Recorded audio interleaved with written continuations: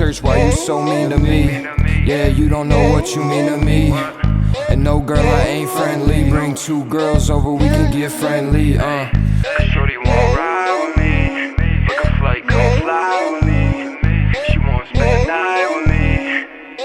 Yeah, hey, shorty won't ride with me.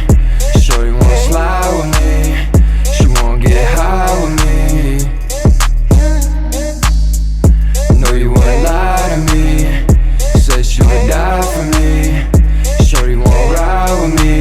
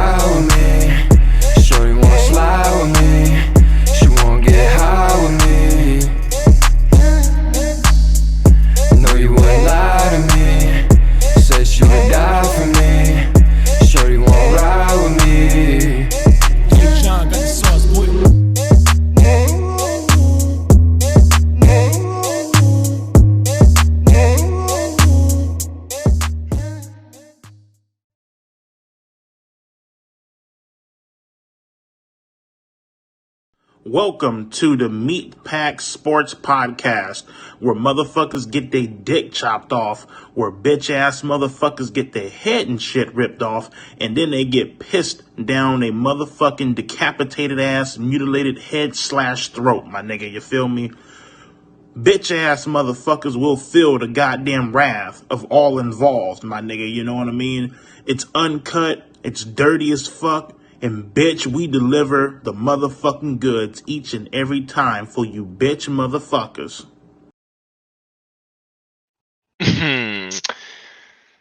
What's up, ladies and gentlemen, boys and girls? Welcome to the Meat Pack Sports Podcast. I want to give a big shout out to EDP 445 for doing that for the squad. There's no way I'll never find that funny, but big shout out to him for doing that little intro for us. I'm your host as usual, Michael Rogers. Got both my boys with me. 1/3 of the Salami Squadron, Mr. Michael Richmond. Shout him out. Yo. Another 1/3 of the Salami Squadron, Mr. Nicholas Twig. How we doing? Yes, sir. How we doing? That's what I'm talking about. I'm going to talk about a little sports, a little football, some miscellaneous. First thing we want to get into is talk about some football action. Start this off by that Sunday. I'd even start with the Eagles Giants game. That Thursday, Sunday, and last night was probably the best week of football we've had so far for the year. Some really, really good games went on. That Sunday, that 1 to 4 window of games, there was 3 or 4 of them that towards the end were really, really good. First one we talk about here is a little Browns-Bengals action.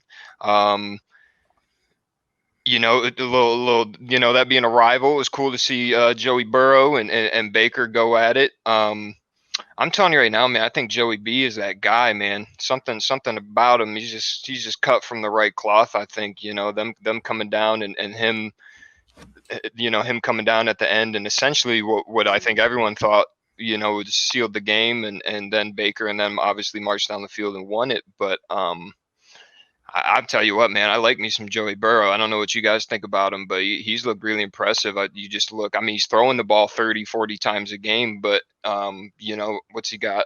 I think every game so far he's thrown for 300, just having an incredible rookie season. I'd go ahead and lock him in already for the offensive rookie of the year. That was a good game. That was a really good game. My only thing with that is obviously the Browns sneaking away with the win is I just don't know if the Browns are legit or not. You know, Yeah, I agree. They lost Odell for the year as well. He got smashed on a kickoff return, so that's definitely not going to help anything. in the past couple of games, first throw of the game, Baker has thrown a pick. But after the pick on this week, he went a perfect 23 for 23, which is pretty impressive. Looked damn good there that second half. He really did. You said something about Odell, and I kind of got to disagree. I think obviously we don't want to see players get hurt. Odell is a great player.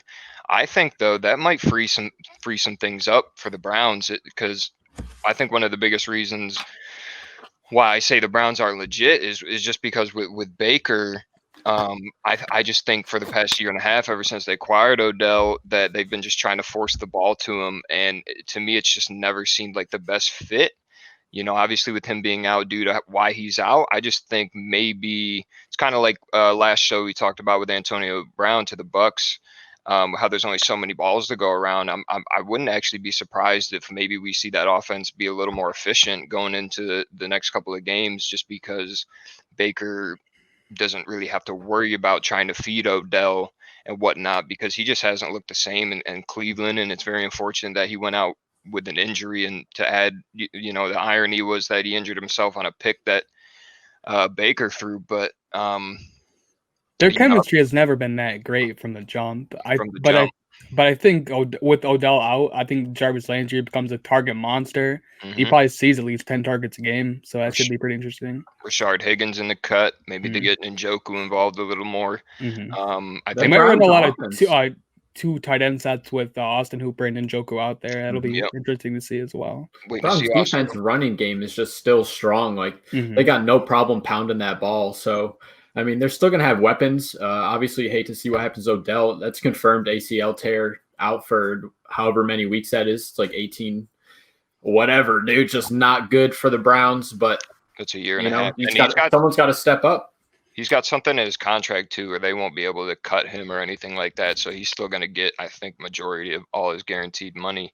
But yeah, I mean, I just think at the base that the Browns just need to be a running football team and kind of go from there. But that was a really good game. Actually, before we move on to talking about another game, I wanted to ask you guys a question. I saw a couple of things online. You get in your GM mode for a second. You start a team tomorrow. You get to draft one player. Burrow, Mr. Disney Channel hair, Air Bear. Who you guys taking? I mean, Justin Herbert has looked damn good so far. It's a tough question. It's a tough question. I think as a physical specimen alone, I'm taking Justin Herbert. Dude is intimidating. He's a fucking massive mountain of a human. Mm-hmm. But Joey Burrow is legit. Like, he's doing his thing down there. And their record might not show it, but all those games are close contention. Like, they're playing good football. I think, too, when you see is like, I said, he's throwing all these completions and whatnot. I mean, they're kind of just been throwing them to the wolves as he should. And he's just looked pretty damn impressive. I mean, then I think we're just kind of looking at the rest of the team, and I don't think they have the roster around him. But if I'm a Bengals fan today, I'm pretty damn happy, and a Chargers fan. I'm pretty damn happy of, what that team might look like in a couple of years. Like you said, from a talent standpoint, overall talent, I like me some Herbert, but Burrow's just got that mentality or something. I just like the way he cooks up. Browns Bengals, that was a fun game. We got to talk about a little Washington Cowboys action. That was, they made Washington look like the damn Buccaneers or something. That game was never competitive, not even for 1 second. There's 53 players hopped on a plane to go fly to Washington to kick a field goal and bounce. And then we saw what happened with Dalton got Flacco'd out there, brought in, what's his name there? Danucci or something. Yep. Danucci. I don't know, but I don't know. I don't want to turn this into a Cowboys thing every week, but they're just so bad. It's in that division. I think every team in that division has 2 wins now. I think the Giants only have 1 still, maybe. I'm not too sure, but Eagles sitting at the top at 2-4-1. That's all I care about. Yeah. It's just crazy with the Cowboys. They just have all these locker room problems coming out. People are saying a lot of it's coming from the defense. A lot of the blame was like with Jason Garrett, and then he gets kicked out and they still fucking stink. Right now, they're the worst defense in the league. 32nd most points allowed, averaging 34.7 a game. It's an absolute disgrace. And it's just crazy to see Andy Dalton go out too. Like they got fucking Gabaguchi out here. Who they got, dude? Like, come on. Gabaguchi at the quarterback. Come on as down. an Eagles fan, it feels great because I feel like we're gonna win. But obviously, you don't like to see the injury, but definitely want to have that edge over the Cowboys. Yeah, definitely not mad at that. Gabaguchi. Name's Danucci. What's his first name? Find that out. Yeah, just I think if I saw something today, if playoffs started tomorrow, it'd be like an Eagles Bears matchup or something like that. I don't know, but it's just crazy. I think 2-4-1 team is leading the division. Oh, man, imagine being an NFC West team right now. Every one of them's got 5 wins. They're NFC all balling West, out. That's it's so competitive, division. And they're gonna have to give up a home playoff game to the NFC East. Like, it's crazy. It shouldn't happen. Polar opposites. You have arguably the best division we've seen in a while, and then the worst. I saw some Al Michaels or something was talking about just because they're doing the 7th team or something for the playoffs. It would take a lot for it to happen. I'm not exactly sure what he said, but all 4 teams in the NFC West could theoretically get to the playoffs, which is absolutely insane. That's only possible in this COVID season too. So it'd be pretty cool to see happen, but. Well, we talked about the AFC matchup we saw last night. That was a great game. Seahawks, Cardinals, what we're talking about. Me and you, Mike, were talking a little bit about that. I definitely think the Seahawks are legit. I definitely think they're a Super Bowl contending team, but that defense is low key, just kind of awful. I mean, we were saying I compare it to kind of what James Harden has been doing the past couple of years with the Rockets. It's like James Harden has to play and put up those numbers every night, or else they're just not going to win. And I feel like that's the same with Russell Wilson. I mean, offensively, I don't think there's.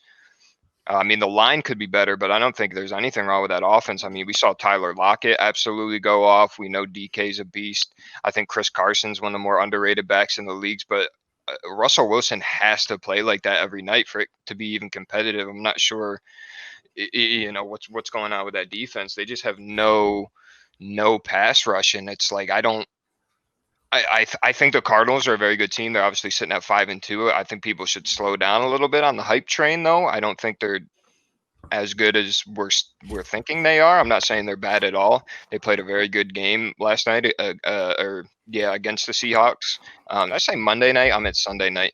They played a very good game against the Seahawks. But when we're looking at that NFC, the playoffs and who's potentially going to come out of the NFC, I just come playoff time when some of those defenses start locking in, I just don't know if the Seahawks are going to be able to get it done. I don't know if Russell Wilson can keep that up for 16 weeks. He threw 3 picks last night. And I mean, granted, Kyler Murray on the opposite side looked phenomenal. I think he's tied in the league right now for rushing touchdowns. And I mean, they're just kind of getting it done. I think Cliff Kingsbury's doing a really good job down there in Arizona, and I like Bryce. So it was just a really good game. We got to see the overtime, and that was exciting. But I feel that way about the Seahawks. I don't know how you guys feel, but what do you guys take on that? Yeah, I definitely think they're probably one of the top 2 teams in the NFC. But as you mentioned before, I just don't think their secondary as a whole can keep up with a lot of teams come playoff time. Like, I definitely think they get torched by a lot of AFC teams like the Steelers and the Chiefs. So I agree with that. Seahawks defense is missing Jamal Adams these past 3 games out with a strained groin. But again, bringing in a great player like that is obviously going to help, but I don't think he's going to put that whole defense on his back. There's still some other issues, like you said, on that D line. But Russ going 338 yards, 3 touchdowns, 3 interceptions, all the Tyler Lockett for them fantasy owners. It's great to see that offense. But again, he's keeping that consistency up. He's MVP Russ right now, and I want to see him continue to do that. But it's hard to imagine he's going to play every game the way he has. Yeah, he's going to – they're going to hit a few hiccups for sure, I think. But I don't know, it's like a lot of football left to play. You said you got the Seahawks one or two best teams in the NFC. I want to hear that number one, because if you don't say Tampa Bay, I don't know what you're smoking. I know you want me to say it so bad. I'm ready to lock them in as winning the Super Bowl. I really am. I don't know about all that. I'm really ready to rock them in. I don't know, man. TB12 is just figuring that shit out down there, dude. Like they play 30 minutes away from where I live, and that's, man, I just, Tom Brady, dude. You'd think at 43 years old it'd just start breaking down, and it's just not. He looks incredible. Tom Brady's low key starting to look like an MVP candidate. In retrospect, that kind of was a donk move on my part, telling them not to make the playoffs. I'm pretty sure they're locked in to make the playoffs at this point. Locked in. You can just send me to 50 right now. I mean, yeah, you got my Cash App. Yeah. I'm just, the only reason I say Super Bowl is just because that defense. We saw what they did. We saw what they did to Green Bay. Obviously they handled the Raiders.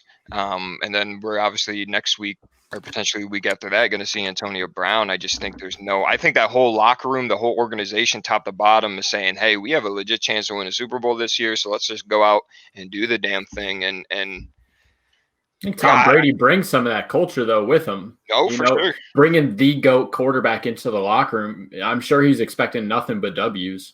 He's just a winner. It's just going to bring success all around him. Dude just wins. Pisses excellence.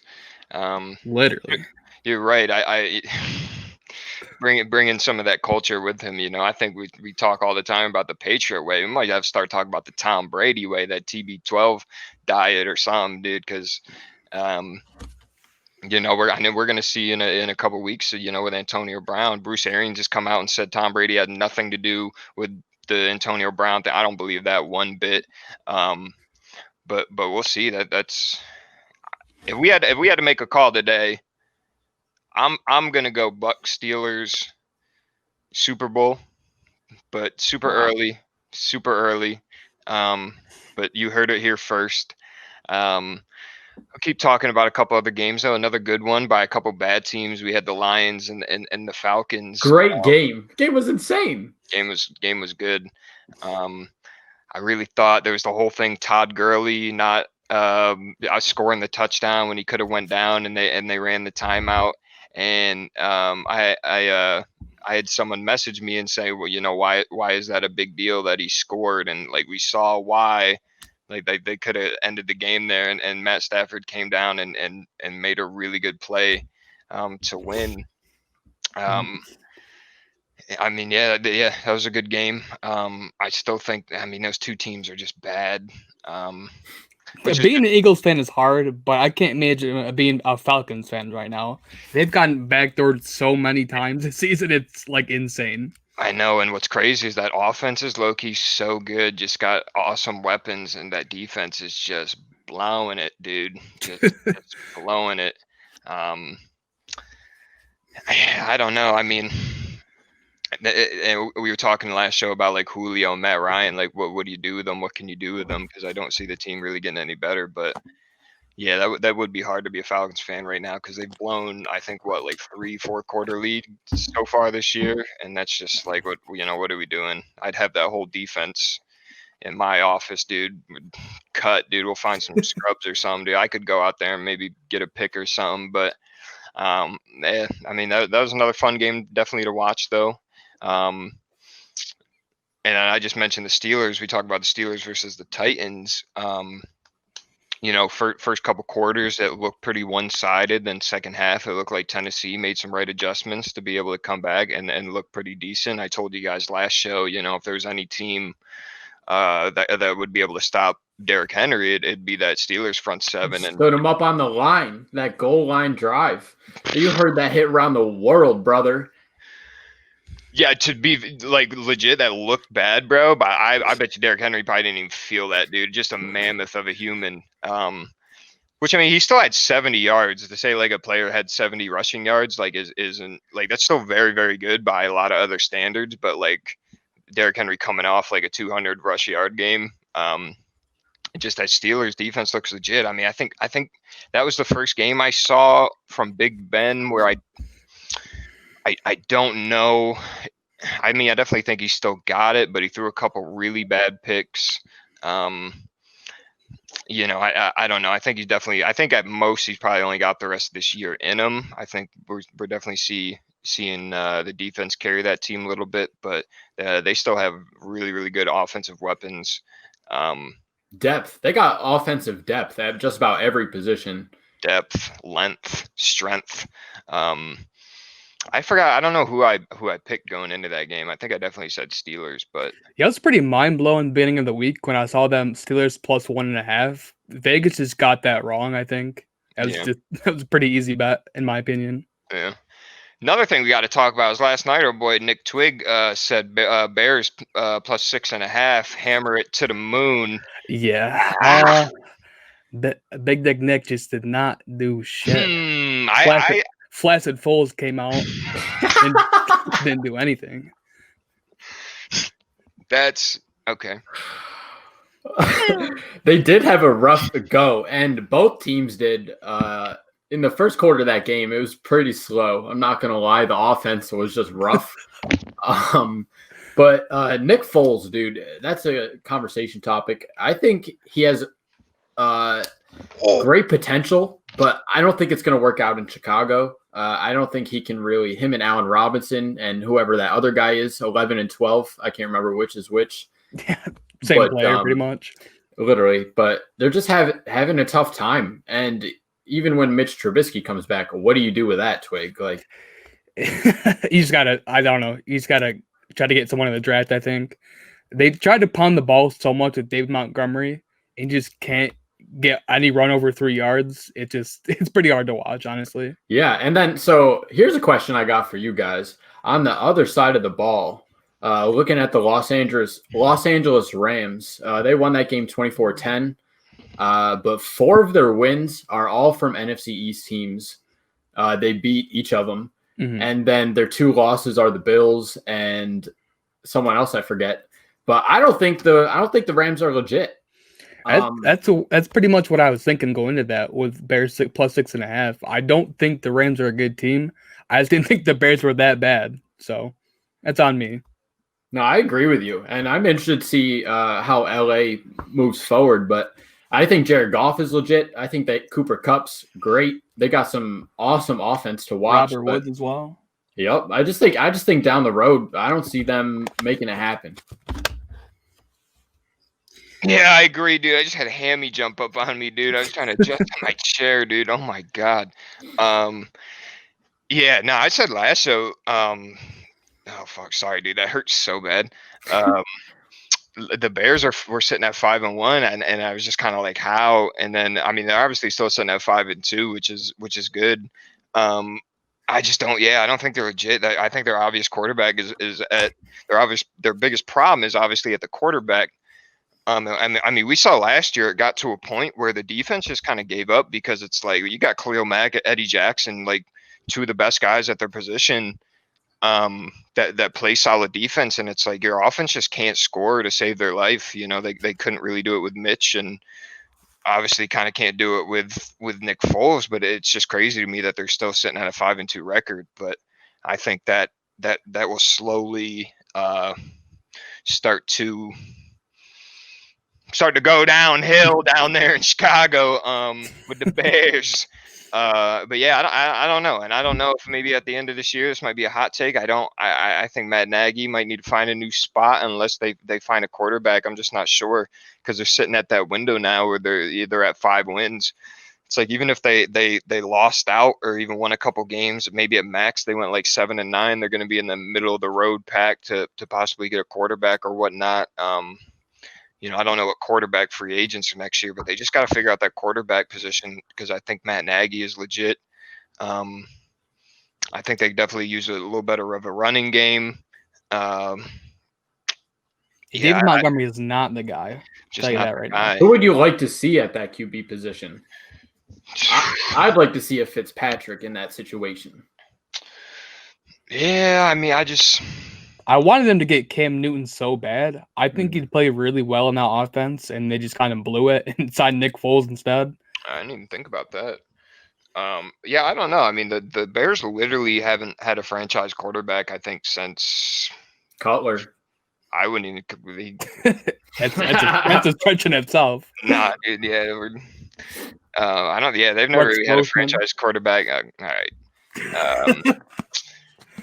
Yeah, I mean, Jay Cutler maybe got to an NFC championship or two, but we're talking about smoking Jay Cutler out here. Talk about the meat pack, dude. Jay Cutler. Jay Cutler, dude. He's dating some really famous chick too, by the way. I don't know. He's got a dime piece of a girlfriend, some actress or something, but good for him because he's a shit quarterback. Let you know what some money could do out here. But then what were you guys saying about the Rams? I think the Rams, like, were we talking about if they're like legit or not? I think Jared Goff, I heard you say something about it. I think he's definitely legit for sure. I mean, I don't know if he's, I don't think he'll ever be Patty Mahomes level or nothing like that, but you're talking about a guy who can just kind of figure out a way to get it done. I think him and McVay have just kind of figured it out perfectly. And McVay is one of those guys where, like, people don't really figure that team out till about week 8 or 9. They get enough film on him because he's constantly coming up with new stuff like that. Yeah, that was dude. I was ready to turn that game off by the second half last night. But I don't know. I definitely think the NFC West is just loaded, dude. It's insane. Any team could pull out of there. I think, like I said, Seahawks for sure. But I definitely like the Rams over the Cardinals. But I don't know. That's gonna be a really fun division to watch. You got the NFC East is shit, and NFC West is great. So I mean, that'll be. NFC is just stacked all around, dude. That's just going to be a hard division to make it out of compared to the AFC. But I don't know anything you guys got for some football. Any little nuggets, any little things you saw, games you thought were good? Absolute self-destruction of the New England Patriots. Holy crap. Yeah. That score was, 33-6 to the Niners. That was just like, it's crazy. I know they're hurting a lot. That's one of those injury-ridden teams we talk about this 2020 season. But 6 points, bro. Billy Bell got a couple of plays there. I don't know. It's just crazy to see. This is the first time since 2002 that the Patriots have been this week 7 in the season under 500. So it's just crazy to see. We've mentioned it before. Right? It's bad. Patriots just have no deep threat whatsoever. They have N'Keal Harry and Julian Edelman. That's about it. Yeah, that's what I'm saying. Want to know something else crazy? Do you know Wes Welker is the 49ers wide receivers coach? Is he really? I did not know that. Yeah. I didn't know that either. Wes Welker in the cut, dude. I think Julian Edelman's legit, but in the slot position, just what you said, not a deep threat. Like, there's just too many issues, and I'm pretty sure Cam still has COVID. He's out there playing like Joe Biden, brother. Like, he's got to get it together. It looks sleepy on him. Jesus Christ. I forgot what the hell I was gonna say. Sleepy Cam Newton. Yeah, well, that's the thing. I send out a tweet. I don't even, obviously part of it might be Cam Newton, but we talked going in when Tom went to Tampa and Belichick was sitting there, who's going to come out looking better. And I think, in the long haul, it'll obviously be Belichick because he might be there longer. But we said that, people were not counting out the Patriots because obviously Bill Belichick, they're just thinking, hey, Bill Belichick's going to figure it out. And I mean, which I'm sure he can because the first couple of weeks they look solid. But yeah, I made a tweet saying that it's kind of the same thing you did, Twig, that like, you just got no receivers. Cam Newton isn't going to look good when he can't throw to anybody. Like you said, Julian Edelman has been a guy, but 36-year-old slot wide receiver, dude, that's just can't just keep catching 8-yard slant passes and expect to win. And I mean, New England has never been able to draft wide receivers. I think that's one of Bill Belichick's biggest flaws is he obviously can find gems for defense. But as far as skill position players goes, that organization's never really been able to figure that out. And I just think they need some help. Do you see that team having the same issues if Tom Brady's still in that situation? That's a good question. I think not as bad. I don't think it'd be great. I don't think it'd be as bad. Because at the end of the day, I just think Tom could figure that out a little more. He always has. He's never had like a great receiving core besides like the Randy Moss years and Wes Welker. Yeah. I mean, you could argue it kind of went through that last year. I mean, we say he had AB for a game, but then the rest of the time he was throwing to, you know what I mean, to kill Harry and stuff. And he's out. And yeah, I don't know. It's going to be definitely weird. I know a lot of people around the world would be happy to see obviously the Patriots have a losing season. I think we're going to see, I think Cam Newton's going to be there for the long haul, though. I think like he's going to be the Patriots quarterback, and they just got to figure some things out around him. We keep talking about the deadline over the past couple shows, and I don't know what they're going to be. I don't think they can make a legitimate push this year. Maybe they could try to get some pieces, though. I just think one of the biggest pieces is that receiving core. You know, maybe they could be in the Julio Jones sweepstake. I saw today earlier on Twitter that Stephon Gilmore might be on the move. I think they probably might try to make a deal for to package him up with picks for someone. Yeah. Who? Stephon Gilmore. Stephon Gilmore. Ooh. They could definitely get a lot for him. You could get a lot for him for sure. I mean, that's probably 2 firsts right there. Defensive Player of the Year. Mm-hmm. That's crazy. Well, that would just show me the sign. Then yeah, they're just kind of all out then. But I mean, it's. I don't know. That's something like the Brady versus Belichick thing. We're not going to see that until probably we're not going to be able to really have that argument for probably another 5 years or so, because Tom Brady might only have another year or 2 left, and who knows how long Belichick's going to go for. They're either going to hand it over to Josh McDaniels or his son there, dude with a mullet, a little poison Stephen Belichick there, looking crazy. But yeah, I don't know. With that being said, we're going to move off of the football. We're going to talk about some UFC action over the weekend, Saturday. UFC 254, Mr. Khabib versus Justin Gaethje.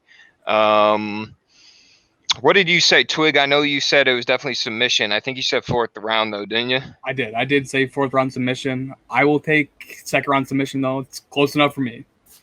Yeah, I said 3rd round TKO Gaethje. I feel like I said decision Khabib as well, so I just feels good not to be in the last place on that for sure. Yes, I mean someone has to do it, but we obviously saw him win. Like I said, 2nd round submission from Gaethje, and obviously a very emotional moment that I think we all felt. You know, with his father passing and him winning, and him kind of just getting in the middle of the ring there and crying and whatnot, and then. The biggest news was obviously him coming out and saying that was his last fight. Said something about how he promised his mother that was going to be his last fight. I know before in the past he said the ultimate goal was to go 30-0. There was talks that he wanted for that fight. He wanted GSP to come out. You know, but him being retired now.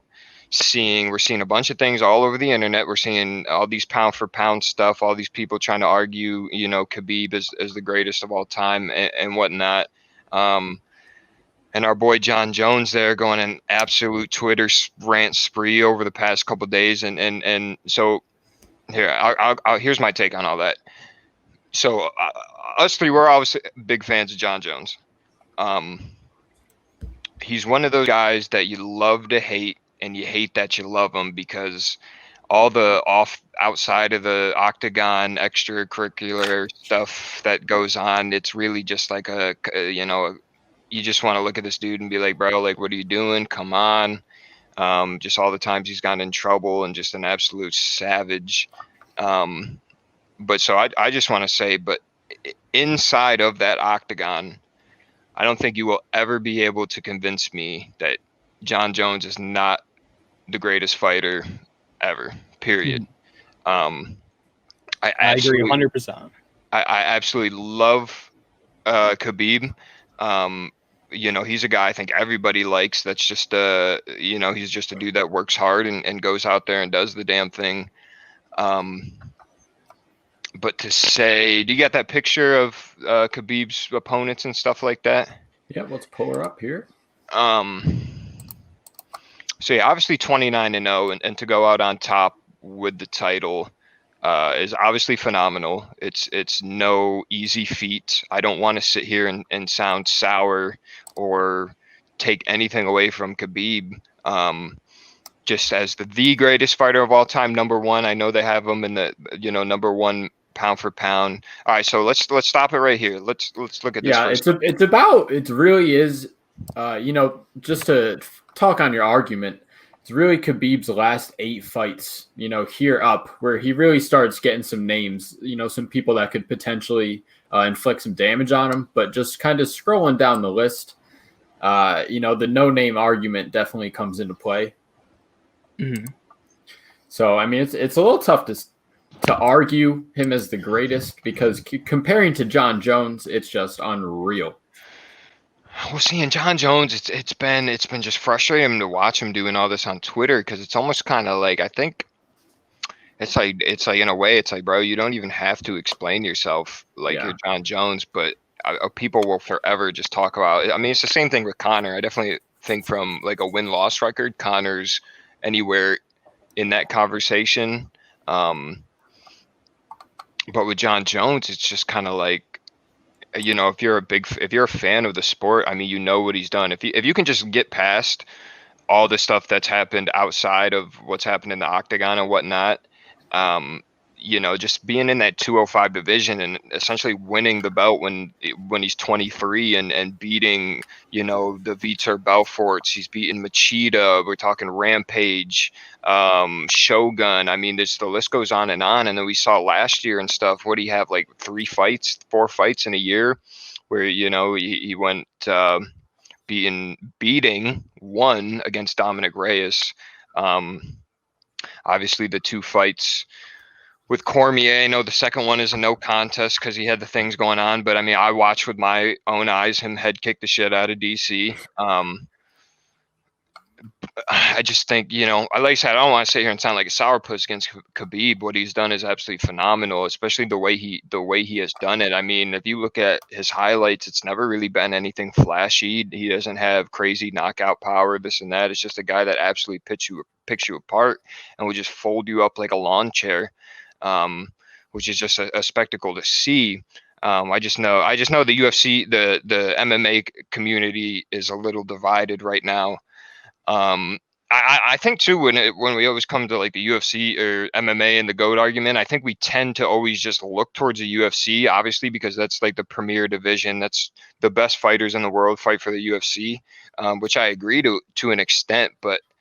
As far as the greatest of all time argument, you got to look at guys like Fedor and, I know Gegard Mousasi was in the UFC for a little bit, but I mean, that dude's right up there in that conversation as well. He is so slept on. So slept on, man. He's so good. So right here's the list. These are the current pound for pound rankings. This is right from UFC.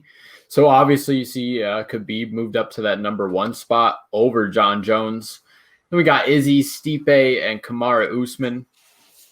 Pretty much making sense looking at this list here. What's your take on this, Twig? You think anyone in this list should be moved up or down? I might move Kamaru above Stipe and Izzy. I think he's been so dominant. He's won his last 11 fights in a row. And all of his title fights have not even been relatively close.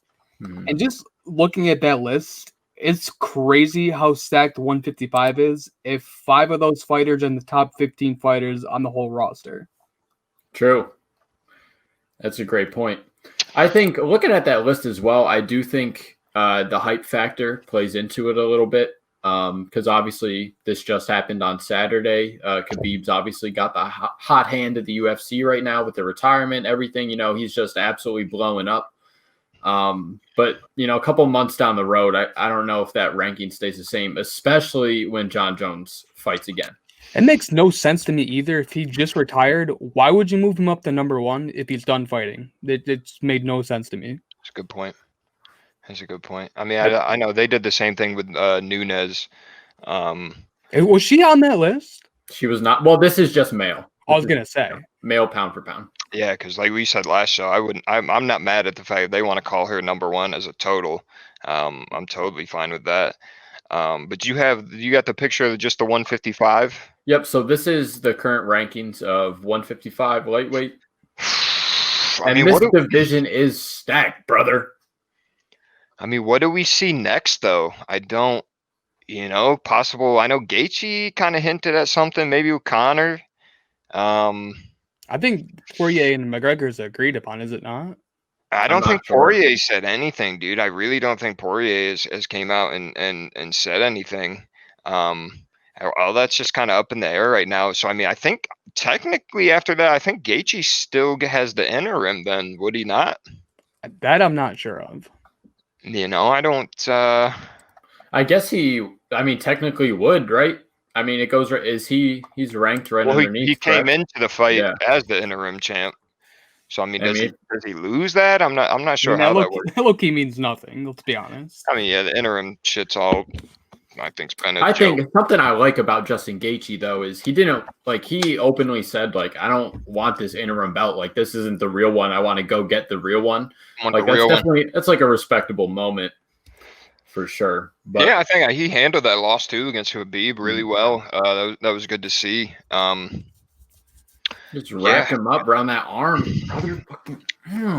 Go on. Show him off, sleeping. Show him off. Justin Gaethje was sleeping for a minute. Nah. But the ref didn't even see him tap at first. So he was out longer than he should have. No, he was out. Yeah. Just Khabib put him in the bear chair, brother. Bear chair, he says. I don't know. Next fight, I think Dustin Poirier. I think he's deserving of the next fight. I don't know, but I agree. He's beaten Gaethje already, so I'd like to see him versus McGregor for the title. That'd be Conor's beaten Poirier at 145 though. Which also true. I don't know. I just want to see McGregor in there, dude. That's my guy, Mr. Proper 12 himself. I definitely think you're right. I think the interim champion is going to play a large factor into that if they keep that with Gaethje or not. And it is so sick as well. We'll never see Tony Ferguson versus Khabib. I wanted to see it so bad. Hey, Tony Ferg could be in that conversation. I know he 100%. Yeah, that's going to be a good one. And then we saw the co-main event to that fight was Whitaker. He obviously I think is going to get the Izzy rematch. And like I did last week, though, I just have to bet against Whitaker for some reason. I don't. Whitaker looked very, very sharp. We were talking about how Cannonier, if there's one guy, who could maybe finish off Whitaker, it'd be him just because of his power. But Whitaker kind of came out and handled that business and looked really solid. I mean, that dude is a former champ for a reason. He's a great fighter. And so I don't really know why I always go against him, but I don't know how soon possibly that match could happen, but I don't know. What do you like Izzy and Whitaker? What do you think? What would that volume 2 look like? I think it'd be just more of the same. I think Izzy's just the better striker overall. I just think he'd run through him right again. I don't anticipate much changing in the rematch. I know Izzy's just legit so he's on a different level than the rest of that division right now. Yeah, the dude's striking and combo, just precision over power. That was one of the big things with Conor was preaching for the longest time. It's just the precision and accuracy just goes such a long way compared to power. But I'm not sure. Have they said anything about the Burns Usman fight? We have a date on that or anything? I think they're trying to reschedule it. I don't think they have a definitive date set up as of right now. Because they were talking about getting Covington Masvidal on the co-main event for that fight. That'd be a big fight too. And Colby's one of them guys, dude. That's dude where you just want to hate that dude. But he's so good. He's not one of their faces, but he's so good. Too, you said about Usman. Usman's just weird because, like you said, he's had some really, really boring fights, but part of that's just because he's kind of been just kind of dominant. I know a lot of people hated that Masvidal fight, but let's say, dude, at the end of the day, I got to win this fight however I can, whether it's foot stomping, whatever it is. I mean, I won the fight. I still got the belt, whether it was boring or not. I think Usman could definitely do a better job of marketing himself. For sure. I don't know. I think he's a legit fighter. Like he's great. He's one of those gas tank people. You just don't really see him let up. Like his pace is pretty unmatched in there, and I don't know. He just goes to work. I don't know. I like his fights. It's great to watch. What's the next? What's the fight night we have? Hall and Anderson Silva. That's on Halloween. The Spider. It's a retirement fight. I don't know, dude. Uriah Hall is just one of those what if kind of guys. He was supposed to be the next one, and it just kind of never happened. Yeah, I don't know. And then I forgot the date of the Leon Edwards and what's his name fight there, but I don't know. We got some big things in store for the UFC. Obviously, now with that 155 division being open, there's some chance for some really, really good fights to be scheduled, and I don't know what we'll kind of go from there. One of the last things we're going to move off to here is I think it's going on right now. We get a live update of that possibly. I pull it up or something, but we got Rays are up 1-0. So we got a little World Series action, a little Rays, little Dodgers action. Dodgers win tonight. They win the whole thing. I told you guys I'm kind of torn because obviously I live in Tampa. It'd be awesome to see them win, especially after winning the Stanley Cup there with the hockey. But obviously my father too is a huge Dodgers fan, so I'm kind of rooting for them as well. You said what Rays up 1-0? What inning we got? Top of the fifth. Top of the fifth. So I mean, what do you like there? What do you see? Do you think they bring it home tonight? Or do you think the Rays we go to 7? I think it probably goes to 7. I think that's what everybody would like to see. I wouldn't hate seeing that either. I think the Rays are just a good story, dude. They're just one of those teams, where it's like, I think obviously they have really good pitchers, but not really, they don't really have a Mookie Betts or something like that. It's just a very good top to bottom, solid roster that just all understands their role and is playing really good. Randy Ozuna is hitting 10 home runs in the postseason, most ever. No one's talking about it. It's just baseball anymore, dude. It's just baseball in itself. I don't think is getting a lot of talk. I mean, we've literally been doing shows while the World Series going on. It's just been kind of haven't even touched it. The World Series, or the baseball in general, the past couple of years has just kind of flown under the rug. Which is sad to see. It is sad to see, dude. It's America's pastime. That was, that was my favorite sport growing up. Played it all through high school and whatnot. I stopped playing football and basketball to solely focus on baseball, just because that was my first love, and kind of get to a point, dude, where we've talked about it before. It's just hard to sit down on a Wednesday. Obviously, playoff baseball and the World Series are awesome to watch, but we're talking about a game in the middle of August or something. A Wednesday at noon. You got a Orioles and a Reds game. 1-0 ball game. It's like, dude, I don't got 3 hours to sit down and watch that. It's just not. I don't know what they got to do. Whether they got to maybe shorten some stuff up. 162 games is a lot. It's a grind. That's just a grind. I don't think they ever would, though, solely just based off stats.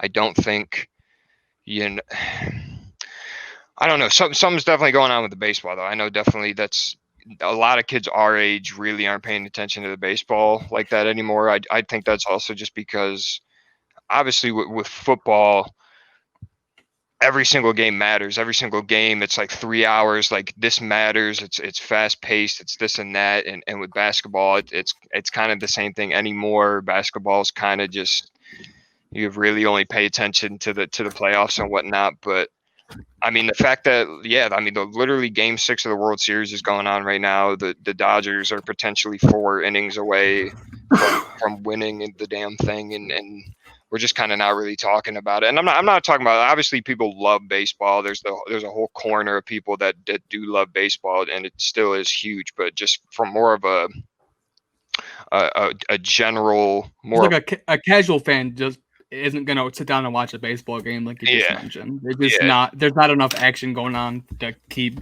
like a casual fan entertained. Yeah, and see, that's the thing too. You talk I was a pitcher, and so I love me a nice little pitching duel. I just feel like most kids obviously don't feel the same about that. But yeah, I can definitely see that going into Game 7. I don't know who's pitching tonight for him. I really haven't paid attention.